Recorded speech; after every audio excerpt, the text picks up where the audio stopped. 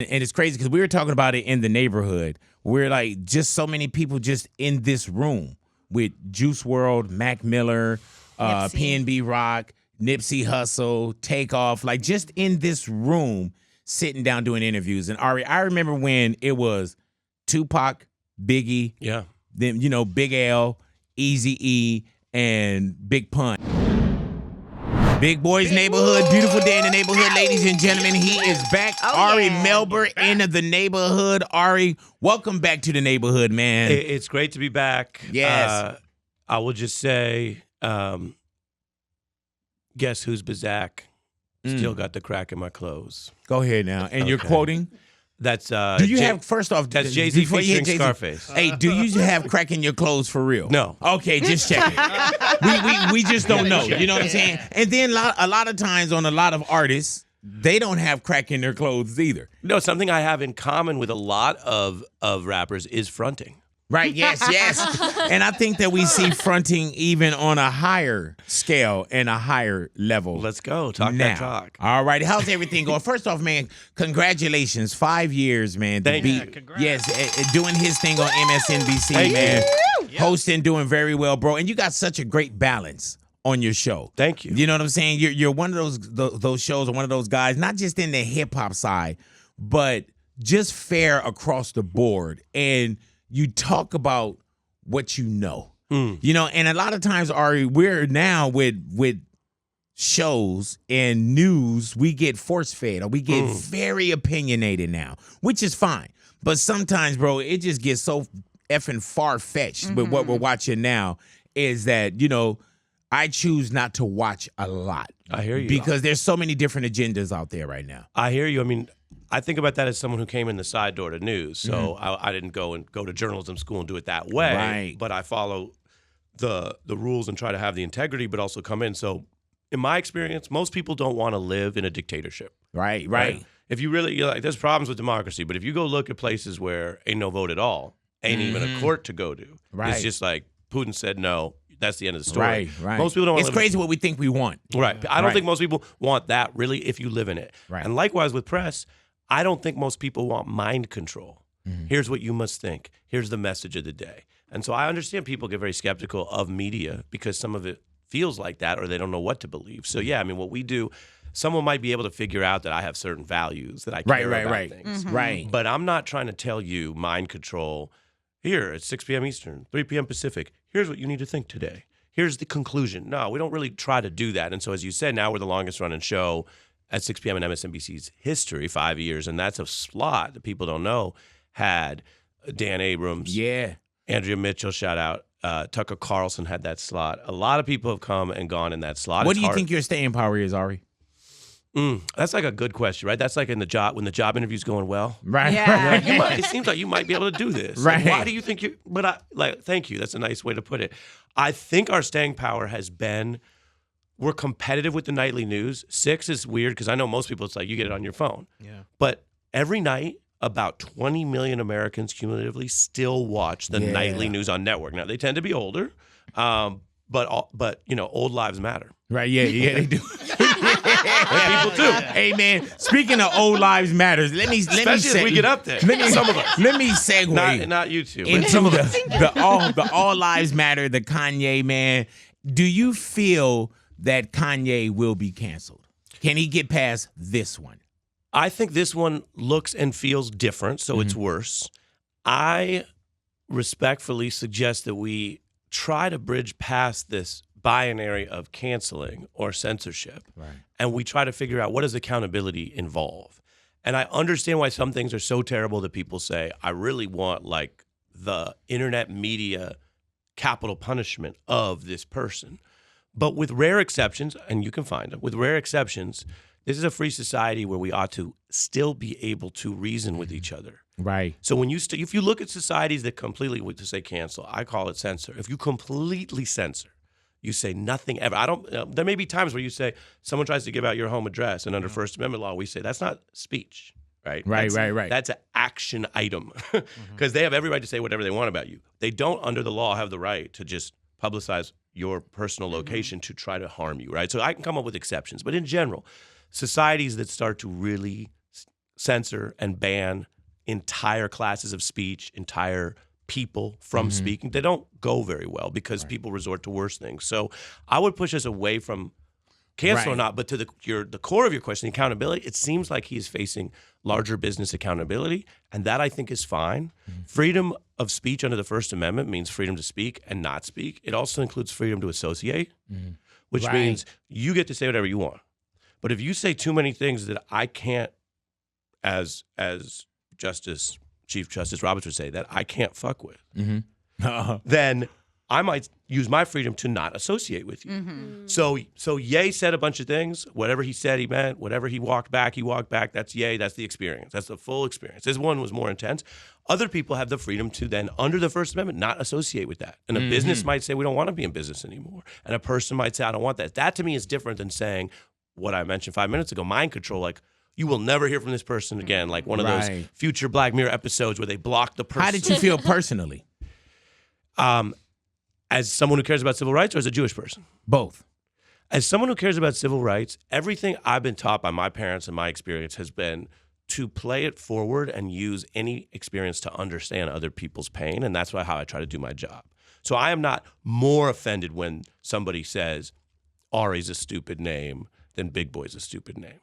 If I've learned anything, it's, well, if you're talking that way against someone, let me like empathize with that. So I don't see my role, and I know different people feel different ways about this, but I don't see my role in my public life and my work life as I'm Jewish Ari Melber, and I'm going to give extra time and attention to that, right? I just don't. Now, by the way, some people might, because you might be in a position where you're like, I'm fighting for this group. Civil rights advocates sometimes explicitly do that, but I'm not doing that at work. So that's number one. Number two, I still am the person I am, and my grandparents fled Nazi Germany, and their siblings were murdered. So when you talk about anti-Semitism and how recent it is and how much it affects, that's the only reason my dad ended up in Israel and they came to America. That's the only reason I'm here. So it's not something I have to like revisit. Oh, wow, this still exists. No, this is endemic. Yeah. It's one of the endemic hates. Right. Like racist, anti-Black hatred in America. Yes, sir. Yes, sir. Like anti-immigrant hatred, especially when it's correlated with race. I think sometimes with anti-Semitism, because especially in the United States, Jewish Americans have made more strides in business and in media. That's true. Has he reached out for you for an interview? Would you interview a Kanye? Or Ye? Call him by his name. That's his real name. There's a place to interview all kinds of people, and there's a place and a way that I would want to do a Ye interview. Right. So yes, and I get which I guess you're calling me out on what I own up to what I just said. Like, yes, we should be in dialogue. Yeah, I would do it, but it have to be the right way hopefully for some purpose. So that's my thing is like anti-Semitism is very real, and he's tapping into it. So when I see that, I think back to. Here it comes up again. It comes up in all these different places, and we have to face it. But I also think he should be held accountable writ large. And then the last thing I'll say, since we're talking about it, is plenty of people have mental health challenges, and they don't act that way, and they're not super hateful. But if we're going to claim that we are aware of and trying to be more sensitive to issues of mental health and their complexity, everyone's going at him, I feel, as if he's just 100% okay, which is why this is 100% terrible. How's he doing? I don't know. I'm not his best friend. And it's a medical conversation that I want to bring nuance to, but is he really 100%? Because if somebody's at 80%, I'm just 60%. If they're having their worst day, it's not an excuse for all that. They have to, like I said, be held accountable. But are we all really handling this at the right pitch? Because he also might be crying out and have a lot of need. And I don't know if in 50 years, if we look back at this time, will we say, yeah, everyone was proportionate? Or wow, someone who's publicly discussed their bipolar diagnosis and has all kinds of issues might be having an episode. I don't know how to. I just think we should be aware of that. All right. What do you think? Man, I just feel for one, I know Kanye, and when we say, I don't. You really know him. And I know Kanye, and I see certain things, man, and I think he get a lot of passes. You think he get too many passes? I think he get too many passes, bro. And not even on what's going on here. I've known Kanye for years, and it's like and it can feel like it's all over the place, Is it because of his mental health?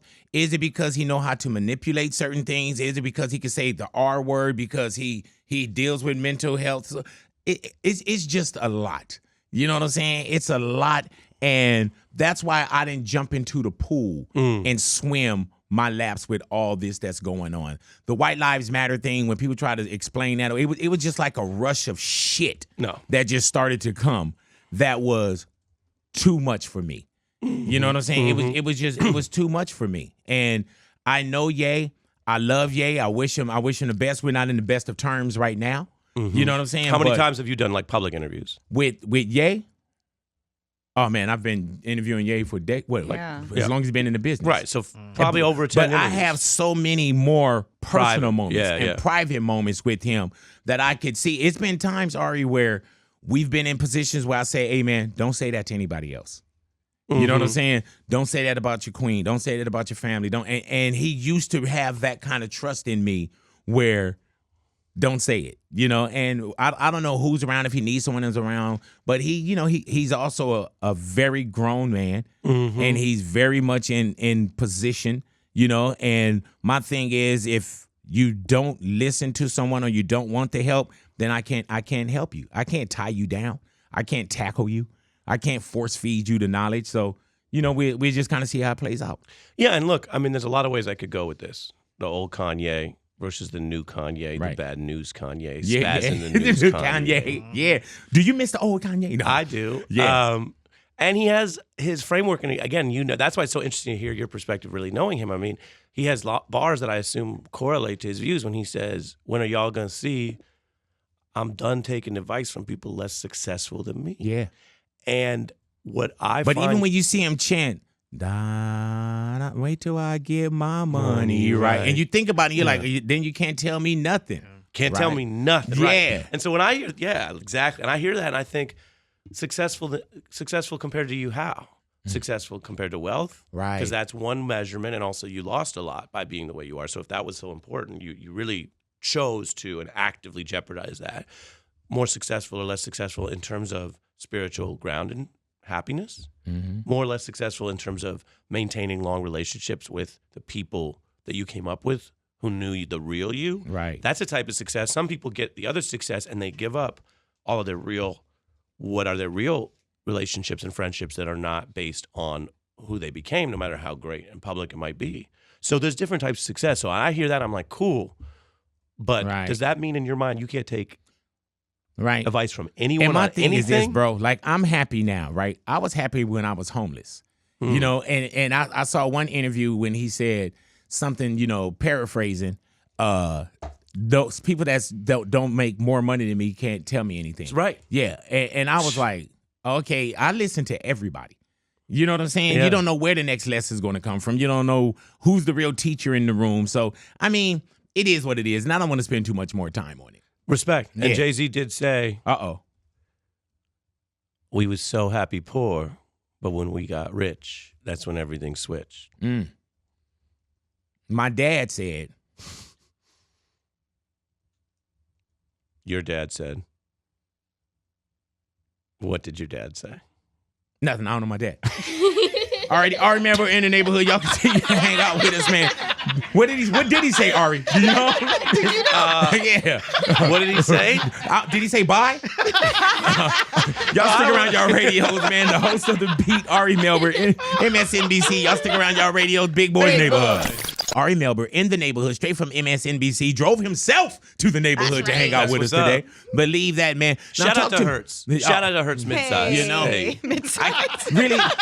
I can't because I'm with Nissan. Yeah, you know what I'm saying? You know, and they do have different cars over there. But if Shout I'm out to Nissan. I hope they make a car big enough for you. Yeah, man. And you know what? And they do. Okay. You know what I'm saying? Especially since I lost the 300 pounds. Respect. You know what I'm saying? This episode of Big Boy's Neighborhood is brought to you by Nissan of Mission Hills, which is really not. I just wanted to say hello to them. Alrighty now.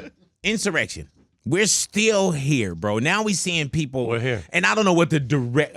Bro, when Jimmy Carter, and name any president, when they would run for presidency, people didn't show up angry and mad. And then somebody said, you know what? I love Ronald Reagan so much that I'm going to go break in somebody's house and beat their husband with a hanger.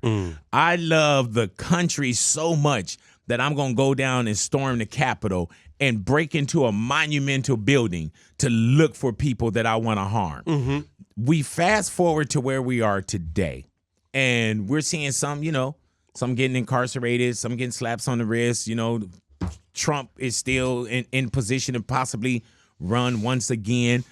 And what's the book? You did the foreword on the book? Or you? Yeah, I'm doing the foreword. I just wrote a draft for the January 6th report, which should come out in the coming weeks. You can pre-order it at melberbook.com. Go ahead now. Melberbook.com. And what is this? HarperCollins asked me to do it, and I'll just say for people who are interested, it's the only edition where you can get my extra article on it, which is about 10,000 words writing about the Trump coup conspiracy. But if you don't want to do that, it will also, the full report will be free and downloadable online. So for some people that want the extra or they can budget it, go get it. If you can't, you can watch our stuff on YouTube for free. You can obviously learn about it, and you can read the whole report. The report might matter the way the 9/11 report mattered because it really laid it out. And this is the actual report? It'll be the government. Exactly. Wow. So they've had those hearings. They had people testify. They're going to put that all together. And you had to read all that? So here's my deal. This is and I know, fully transparent. I will read it probably more than once. I read the Mueller report twice. And how many pages dry. is that? The Mueller report was like 400 pages. Okay. As much as I remember. So yeah, I'll read it. Most people will maybe read coverage and highlights. This one I don't have access to yet. So I've told people what I'm writing is not trying to summarize the report. I'm writing about why if we only as a country hold the pawns accountable who trespassed and not the people who organized and brought them there, then we will be courting, we will be inviting another coup because pawns are very replaceable. Right. And sadly, as you just alluded to, other people will pop up and they'll pop up to a call to arms. Yeah. Right. And I write this in the report, so it's a little in my piece. It's a little bit of a preview of what I say. I say, look, Donald Trump did not physically tussle with any police officers on January 6th. Right. He did not actually storm the Capitol to hinder a government proceeding. That's the felony, although he reportedly tried. Donald Trump did not actually sit at a meeting with, there are people who are now convicted of sedition. That is one of the most serious crimes against the United States that exists. Convicted. Donald Trump did not sit with them a day before and say, let's hold hands and do sedition. No, but you know what? Tony Soprano didn't show up to most of the whack-ins, right? And The Godfather doesn't do most of the killings. Right. He's 70. Right. He's 70. Hell, Charlie Manson didn't kill anyone. Yeah. So, you know? So the country has to actually figure out, I say country because there's the government, they decide who to indict. We don't decide that, right? And then there's the public. Do you want to keep electing people who are fascist, dictatorially supportive candidates? Because if you elect those kind of people, you might not get future elections. What do you feel now in the last 4 to 8 years of what politics look like? So I have a split answer for you. We have time? I can talk my shit? Go ahead. Big Boy Please Radio? Yeah, go ahead. Talk your shit. There's two things. One is new and one is old in my analysis. And obviously I spend time thinking about this and I interview people. What's new is that a political party on the right, which has had many ways that it's restricted and played with democracy, is now, for the first time in the recent generation, right, last, say, 50 years, actually running on building and holding power by ending our democracy. That's really what it is. And I don't say that as an anti-Trump thing. That's just what they are saying. If you go and look before the election, Donald Trump said, I won't commit to a peaceful transfer of power. Right. He said it out loud. And he didn't commit to a peaceful transfer of power. He summoned people to Washington on the 6th, and they violently attacked police because they don't care about blue lives. They never did. Right. They never did. It was all code about who they thought should be policed. And they went in there and they tried to pose an insurrection. They failed. They did fail. But he said that. He did that. And now they're out here supporting him. That's all you need to know. So that is new at the level of your official pitch is vote for us this time and then don't have to worry about any more elections because Trump will just stay in office because we already showed you that's how we wanted to do it. Why would he follow a 2-term limit if he were reelected? We're like, oh, well, you're only allowed 2 terms. Yeah, well, you're also not allowed to storm the Capitol. Right. Why would you? And it's going to get worse if it's not sanctioned. That's my number one. Number 2 answer, Big Boy's like, damn, no wonder he has an hour on TV. That was only part 1. No, hell, give it to me. Shit. Part 2. And I say this as an observation of accuracy, not trying to make some political point.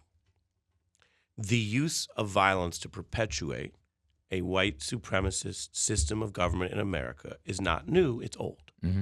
So there are people who, because they live in wherever, North Boston or some spot, and they're like, well, we're North and we're not bad, and we don't think it's like fine. But this ain't new. Right. From America's founding, there was a white supremacist structure, and in times of tension, right, the civil rights era, Reconstruction, the Civil War itself, and now the emergence of a more minority-oriented center-left coalition, right? The Democratic Party, the last 3 tickets have had minorities on the ticket, right? 3 tickets in a row. And you have the feeling that that's kind of the norm. Yeah. And there's some people who go, what? They feel threatened by that. Other people think, wow, that's a little overdue, and maybe we'll have more women on the ticket and we'll go that way. But whatever you think of that, you're seeing a real retrenchment of that violent associated politics and approach to government that also has atavistically emerged at times when minorities were gaining power. That's what Reconstruction was about. That's what lynching was about. Yes. Now, right, there's a world where, and you can point to lower violent eras in even the South when things were held at a certain level. It was Reconstruction where the actual historical push was that Black Americans would have a full civil and political rights. That was put down, right? The 60s and Jim Crow, we know what that fight was about. And so now you're seeing this again. It's not always put in this lens, but that's the other part. So for people who say, I can't believe it, this is the worst thing ever, it's like Chris Rock had that great joke in 2016 when Trump was first elected. And he said, so a white friend says, this is the worst thing America's ever done.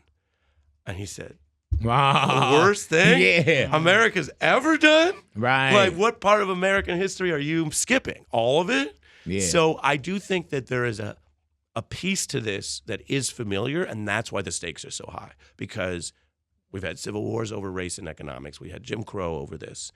We had the fight over this. And that's, I think, a part of this. And that's why you have people who 10 years ago in the Bush era, whatever, they would have claimed on the Republican side, well, no, of course, this is our line, or this is our line. Now you see a lot of people see the line somewhere else. Yeah. Where do you think Trump will run again? It looked like they're gearing up. It's, I try to avoid predictions because I don't think that's my specialty. Right. Right. If you go to one of those tarot readers. Or just go to Natalia. She make everything up anyway. Oh, yeah. Yeah. Do you think he's going to run again? No, someone's going to kill him. No, don't say that. Don't say that. He's not president anymore. Hold on. Can We'll I still take that not part do out. that? We'll take that part out. There it is. All right. Edit. Take it out. You didn't hear that whole bit about how we're against violence? That's right, I like that. Okay, no, I think he's going to try definitely for sure. Right. Yeah. So why there not? you go. His ego is so big that he cannot not run again. Yeah. I think he's doing a lot of the things to prepare to run in terms of the fundraising, the apparatus, the speeches. But with him, I mean, here's the deal with him. Asking what he's going to do in a long time from now is like asking what your 4-year-old's going to do next week. There are patterns, but there are patterns. There will be a nap sooner or later. But your 4-year-old doesn't really know. So when the words they would say wouldn't even be true to themselves because they don't know. Right. And it's like, did he know? For example, did he know that he was going to complicate his whole post-presidency by stealing a bunch of secret documents? Did he really know that like a week out when he was busy like with his insurrection? Like, you know what? Let me do one more thing, too, on the way. I don't know that he knew that in advance. I think it happened, right? And I think that's how, surprisingly to some, he still makes a lot of decisions. All righty now. What's Elon up? Musk buying Twitter. Is that good or bad? It's probably bad. Really? He's done some incredible, innovative things. He also, in his big shot bubble, in this phase, I'm not sure that he is the same innovator that he was 10 years ago. He certainly seems more closed-minded. People who are great artists and great visionaries in tech, they usually are pretty open-minded. Right. They're not the one where you bring in to say, people are going to start using this thing this way, and they go, no, that'll never happen. They go, well, explain it to me. He seems to be getting more closed-minded. He seems to be really riding his evil phase. Yeah. He's like playing with it. The larger question for Twitter is the technology's not that amazing, right? It's not like an iPhone where like it'd be really hard to reverse engineer this. Like it'd be really hard to just make as good of one from scratch. With Twitter, they can really make another platform that allows you to post text. That's so true. I mean, Well, let's do it then, Ari. let's go. Yeah. What are But you talking here's about? the hard part, though. Okay, damn. I knew it wasn't gonna be as easy as I thought. How do we get Funding? 1 billion people to make that their main and in every country and prime ministers? I mean, when you look at Twitter, Bro, it's like, with your reach. From the Beat with Ari Let's Melber go. on MSNBC in Big Boy's Neighborhood, you can't tell me to collectively we can't bring about 2,200 people on our platform. let's go. collectively. Yeah. Big. So, I mean, that's the value. To me, the value of the user base, it's probably, at this point, because it's so politicized and the media uses it so much that even if it's less cool, it's like most restaurants and nightclubs, they have the phase, right? It's like Facebook. There was a time when Facebook was hot. Right, you might right. really be talking. Remember MySpace? Yeah. You were like, oh man, what's your MySpace? Yeah. Instagram got hot. Like, you have songs, right? Yo Gotti's talking about not being in the club, but being in the DM, and like, that's cool. It goes down there. It goes down. You know what I'm saying? Yes. But it doesn't feel to me like the next hottest, youngest artists are like, oh, Instagram's so cool. I think Instagram's having its moment, and it's shifting. And then TikTok is a new thing, right? My point is, most of those things rotate. Twitter's up 15 years old now, and people still use it because, you got Putin. When you got Putin on there, and Obama, and Biden, and Harris, and Trump, and the artists, and then Trump got kicked off, he wants back on. That's what they have. And so Elon controlling that means that you have one person now, not a public company that has some accountability. Like, they have a board and they have a stock. Now it's just Elon. He could secretly affect many things. Right. And he has not held himself out as a honest, public, good steward. Right. He's held himself out as being like, I'm a troll on you. What are you going to do about it? You know? So it's a lot of gangster energy, and we'll see what he does with it. All righty, man. Recently, we just lost Takeoff from Migos, man. We've been seeing so much violence in hip-hop, bro. And it's crazy because we were talking about it in the neighborhood. We're like, just so many people just in this room with Juice WRLD, Mac Miller, PNB Rock, Nipsey Hussle, Takeoff, like just in this room sitting down doing interviews. And Ari, I remember when it was Tupac, Biggie, then Big L, Eazy-E, and Big Pun, and it wasn't all that wasn't violence, not all of it. Now we're starting to see a lot of either violence or you're starting to see even with Juice WRLD, overdosing. Same with Mac Miller. Where do you feel like hip hop is at right now? Do you feel like we're in a danger zone? Yes. I mean, I'm someone who's a student of it. I talk to artists as you do. Yeah. And then as a lawyer, you look at the system, right? And so I feel that this is an art form that has always been tied to youth and street culture. And the very nature of youth, and the reason why I say lawyer, because at a criminal level, they call it recidivism when you go back to crime. The highest predictor of recidivism is not what you look like. It's not even your neighborhood. It's how old you are. Really? Yeah. So you take someone who was, whatever type of crime they were committing, you let them out at 60, they are very unlikely to do it again. Right. Okay? You let them out at 50, they're very unlikely. If you take someone who's gangbanging or whatever, and they get a short bid, and they go in at 23 and they come out at 25, you got high recidivism. A, because you've also taken them off the path of doing anything else. But B, they're young and they go back to what they know. You come out at 50, again, these are statistics. People are way more likely to be like, man, that was a long time ago. Yeah. I don't think I'm up for it anymore. Why do I say that?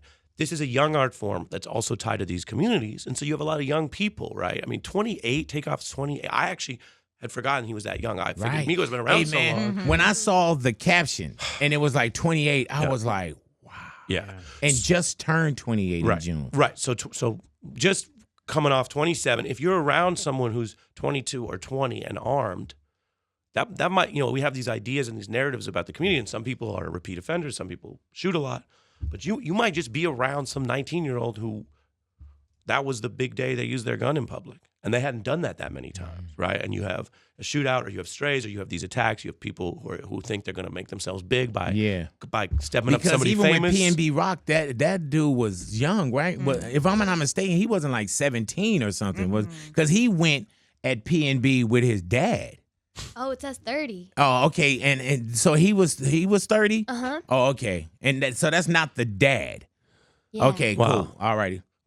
But so I think that's a part of it when you're tied to street culture that way. Wait, what's up? Oh, sorry. PNB was 30, not the shooter. No, I'm talking about the shooter. Yeah, she doesn't. We don't know the age. Okay, gotcha. Yes, you have to check that. But so I think that's a big problem with the scenario. And then people who might have some success, they don't just completely cut themselves off from everyone in that community, right? So they might be back in a spot. Like, you could be back in a spot with security and you have a challenge. You could be the husband of the speaker of the house, right? And be vulnerable. Right, yeah, man. I mean, not an expert on this stuff in that way, but I've covered presidential campaigns. I've been around Secret Service. Like the level of 24/7 bubble security, if you want to be untouchable, is extreme. You need a government involvement, or it's a very high budget, right? I mean, I know you've done some security, but there's there's layers. If somebody's motivated to get you, if somebody's willing to take a huge risk, unless you have the bubble level, you got 8 guards. I mean, you do Secret Service, they do sweeps before and after.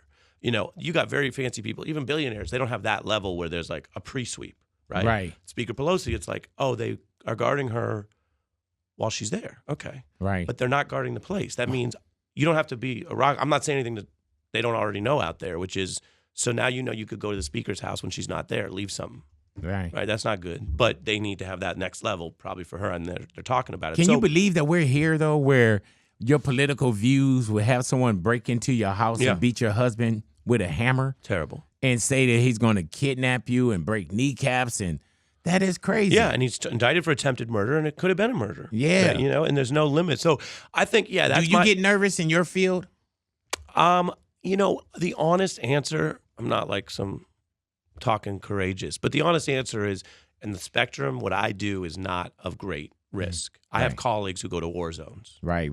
Or go every day they're out and about. You don't have anybody like yell something crazy to you because of a view there's that this you've had and on the that, show? you know, because I'm on every night and it's politics. But again, I just think it's like I'll tell you, I'll answer it with a very serious joke. Uh-oh. Okay. What rapper said this? There's a comic, Sam Morrell, and he said, you know, with cops, you know, they're here every day, right? They could get shot any day. He goes, and then you think about teachers, and, you know, they make, in most cities, a little less than cops.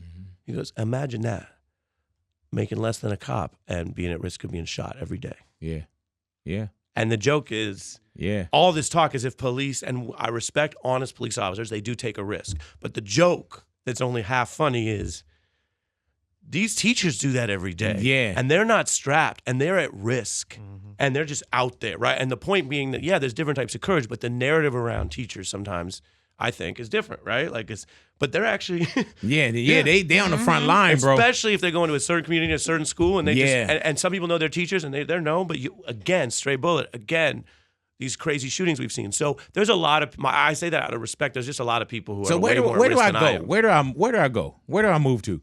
I'm done. Where do I go? Where do you want to go? Yeah, I don't know. I know I can't just float in the air over everything. Well, I have my hip hop question for you before we completely depart. That is, having been through multiple times and eras, does this era feel more dangerous to you? And is that just because of macro factors like post-pandemic disruption, economy, scarcity? People are desperate. People do more things when they're desperate. Or do you think there's something about the musical culture? Because I've had people ask, and I always feel like it's very hard to paint a cultural brush, but people ask me that all the time. It's kind of hard to answer that because I've been That's why it's for you. That's not my question for me. Yeah, hello. I've been through where it was like, turn that gangster rap shit off. You know, we're rapping about drive-bys and bloody heads, and, you know, I've been through it. I think when you say macro, I think it is more so now because, for one, it is the biggest genre. And it was the biggest. It was a big genre back in the days when it had labels on it as well. But now when you look at it, everything is also so in your face. You know, everything is immediately in your face, and everything is magnified, and everything is blown up. Something happens, it's on everybody's platform. You know, good, bad, ugly. It's right in front of you. Yeah, you're right. I don't think so it's that intensified. Yeah, and very. Yeah. And I don't think that it's also just all the music, or it's the content, it's the subject, it's the level of what they're talking about. That's always been there. And like when we spoke before, and I think I said something about if my son listens to a lot.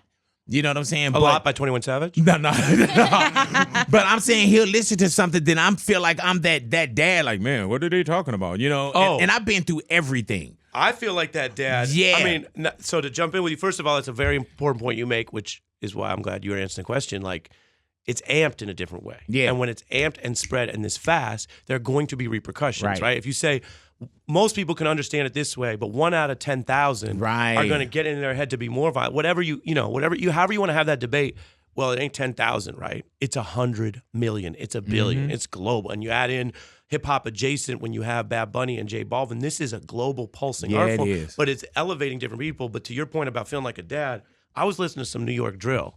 And it was talking about kill this guy Tuesday, circle back on Friday to the funeral, say hi to his mom, spit in the coffin. And I was just like, yeah, man. like, Damn. And then you're like, where's the edge? Someone, and that Eminem at one point in his own way, Right. was doing that with the what do they call punk, almost a punk sensibility, right? But it's sort of like whether you take that literal or not. I was just like, Yeah. I was like, am I and it's getting too different old because for this? Eminem would talk about killing his baby's mother, burying her, dumping her body, so on and so forth. And you listen to that and you listen to it a little different. I think nowadays, too, people know how to still listen to the music, God willing, and back away from it. I'm hoping. Like with my son, and like I said when we were on your show, I was saying, if my son is 15, and if in 3.5 minutes you could change who my son is, then maybe I didn't have my sons like I had him, But then it depends on how many 3.5 minutes he listening to, too, Well, yeah. did Champagne Poppy not say? Talk to me. Ain't nothing mutual about my funds. Treat these rappers like my sons. Like my sons. And you know what? Let it wash over you. Shout out to Drake. He did say that. Okay, he did. All right. I wasn't know. Hey man, have you ever had a rapper that came back to you with one of their quotes and said, man, I can't believe that you quoted me or you knew that? Man, so it's funny. I want to answer that, but I don't want to speak out of pocket because, I don't want to. That you do that thing, you bring something up, then you see it won't be Big Boy. It'll be on some other IG account. Ari Melber said this and that. Like, Right, I'm right. trying to big up. But the one that was the funniest, it wasn't direct, actually, to be honest. They sent some merch, but like through a person, through their someone in their team was Future reached back out, and this team member was like, she goes, we watched the beat, this and that. And by the way, I've never met him, so again, I'm not the type to just try to throw names around, but his person did say, they just said, to him, he was just talking to his mom about it, and he was like, it's wild that they're quoting like mask off to explain the pandemic rules. Like, he's like, this is just wild to him. Like, and I thought that's so funny because when you're at that level, when you're that kind of, those artists that are global, that you could go to, did Drake not say, 3 a.m. in Germany, can't believe that they heard of me? That you could show up in any country and people not just know you, they're chanting every word.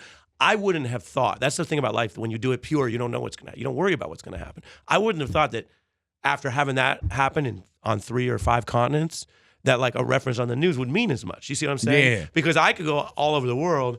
If I go far out of an English-speaking Western, Right. I don't have to deal with anything. Nobody knows who I am, and that's like. And that. you are? Yeah, it would trip me out if I were that. If I imagine, because I always empathize when I talk to artists. Like, You never did music? that you never did music. That if you show up, they show up. Future could show up in Beijing Yeah. and have 10,000 people chanting every line to his song that's in their second language.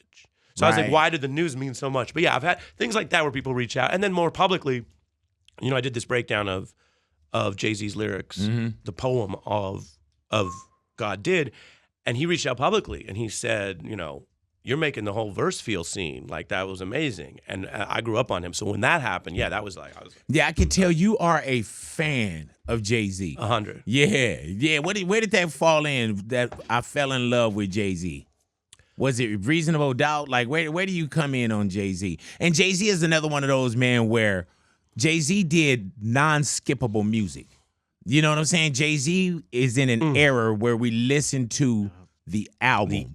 You know what I'm saying? He gave you great singles. Amen. But you listened to the album, and you listened over and over and over again. Well, you had to. Yeah. To keep And up you, with his and brain. you would listen to Jay-Z now and still find something.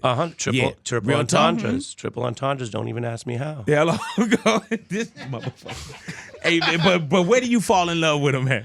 I mean, in high school, he was one of several, and I was aware, and it was like, Jay-Z's dope. But Who's the others? Well, we were in Seattle, Garfield High School. That's Quincy Jones High School. Oh, yeah. So we were playing a lot of Pac and Snoop, West Coast Energy. It was Too Short. Then Wu-Tang came in, Busta Rhymes.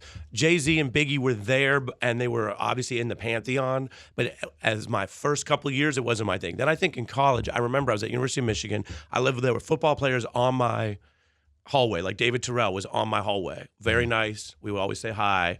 But he was having a very different life than I was. Because I was a freshman. I was about, at that point, I'm like 6 foot now. I was like 5'9", maybe $130.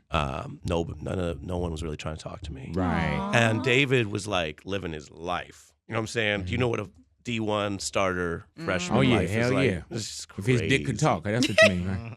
I'm not even sure if I heard what you said, so I don't even know if No, I I'm heard saying it. if his dick could talk. No, I don't know. I don't know if I heard it. Oh, okay. I don't think I heard My it. bad. And so I was just, and then I just remember Big Pimpin' was playing on a loop, and like the Annie song. Yeah, And man. I remember like that the energy was at that level, and it was like that made me more aware. And then from there, because I jump into things, like then it was like studying. So I think around 1920 was when I started studying it, and I think it's like, how do you appreciate adult music? Either you're a kid who really is interested in the more sophisticated things in life, or more likely you got to become an adult. I had to become at least in my 20s to realize there was more than the Big Pimpin', and I started going. Right. And then for me, Jay-Z is, and I, in all seriousness, this is a person who has an artistic, a poetic mindset to explain things at a deep, fundamental, structural level, and then has gone on to live a life largely embodying the wisdom that he's been sharing with us. That ain't everybody. That's someone you might want to listen to and learn from. Ari, thank you for coming into the neighborhood, hanging out with us once again, bro. I loved you having us. Shout out Man. to Big Boys Radio. Anyone listening can find me, arimelber.com. You can sign up for my writing. You can get it free in your inbox. You don't have to worry about Man. any intermediary. And I love coming and doing this with you. Such a joy to watch too, bro. And you, like I say, you have a great show. Thank you, man. Yeah, As do and you. I don't watch anything. I don't watch like scripted TV, things of that nature. So, and I'm telling you, man, you're very digestible. You Well, know? I'll tell you this, Big Boy. People always ask me, when's the mixtape dropping? Yeah, when is it? I tell them every night at 3 p.m. Pacific, 6 p.m. Eastern. That's the mixtape. Coming Say tune less. in. There it is, man. Got volumes upon volumes. 5 years of volumes. There it is. Ari Melber in the neighborhood, Big Boys Neighborhood.